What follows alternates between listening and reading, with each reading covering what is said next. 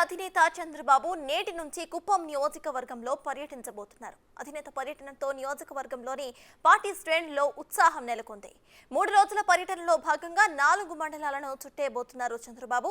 6 నెలల తరువాత అధినేత సొంత నియోజకవర్గానికి రాబోతుండటంతో పెద్ద ఎత్తున స్వాగతం పలికేందుకు తెలుగు తమ్ముళ్లు సిద్ధమయ్యారు.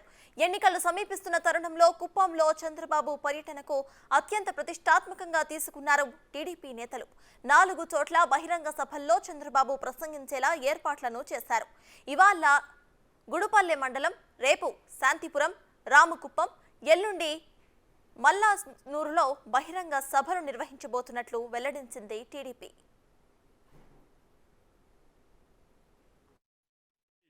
అదే సుపరిపాలన.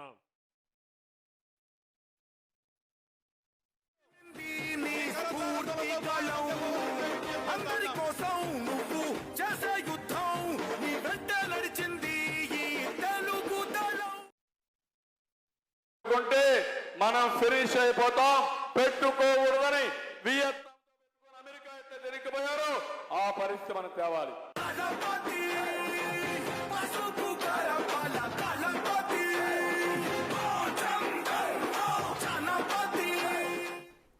చంద్రబాబు పర్యటనలో ప్రజలను కలుపుకోపోవడంతో పాటు పార్టీ శ్రేణులతో సమీక్షలు నిర్వహిస్తున్నారు.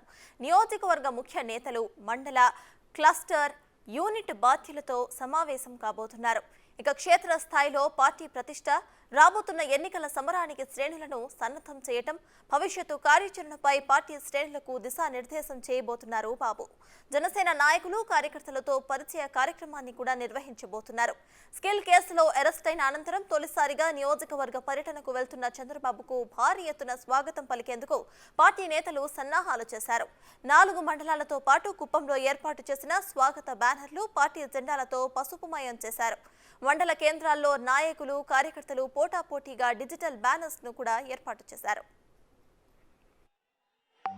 జ్యోతి ప్రజ్వలన గావించి టీడీపీ అధినేత కుప్పం పర్యటనకు సంబంధించి పూర్తి డీటెయిల్స్ ను మా ప్రతినిధి దామోదర్ అందిస్తారు. దామోదర్, చెప్పండి, 3 రోజుల కుప్పం పర్యటన చంద్రబాబుది ఎలా ఉండబోతోంది, ప్లాన్ ఏంటి అనే దానిపై ఏమైనా అప్డేట్ ఉందా? చంద్రబాబు నాయుడు నేటి నుంచి 3 రోజుల పాటు కుప్పం నియోజకవర్గంలో పర్యటించనున్నారు. కుప్పం నియోజకవర్గంలోనే 4 మండలాల్లో ఆయన పర్యటన కొనసాగుతుంది. ముందుగా ఆయన ఈ రోజు ఇప్పటికే బెంగళూరుకు చేరుకున్నాడు. బెంగళూరులోనే అనారోగ్యంతో బాధపడుతున్న కుప్పం నియోజకవర్గానికి సంబంధించిన నాయకుడు త్రిలోక్ను ఆయన ఇంటికి వెళ్లి పరామర్శించారు. తర్వాత కుప్పం బెంగళూరులో ఐటీడీపీ ఆధ్వర్యంలో నిర్వహిస్తున్న తెలుగుదేశం పార్టీ సానుభూతి పర్ల సమావేశంలో ఆయన ముఖ్య అతిథిగా పాల్గొని సాయంత్రం మధ్యాహ్నం 2 గంటల వరకు వారితో గడపనున్నారు. ఆ తర్వాత నేరుగా ఆయన చిత్తూరు జిల్లా కుప్పం నియోజకవర్గ పరిధిలోని గుడుపల్లికి చేరుకుంటాడు. గుడుపల్లిలో ఆయనకు స్వాగతం పలకడానికి ఇప్పటికే పెద్ద ఎత్తున టీడీపీ శ్రేణులు జిల్లా నుంచి అక్కడికి చేరుకున్నాయి. ఈ సందర్భంగా ఆయనకు అక్కడ గుడిపల్లిలో జరిగే ఒక బహిరంగ సభలో ప్రసంగిస్తారు. ఆ తర్వాత 2వ రోజు R&B గెస్ట్ హౌస్ కు చేరుకొని విశ్రాంతి తీసుకుంటారు.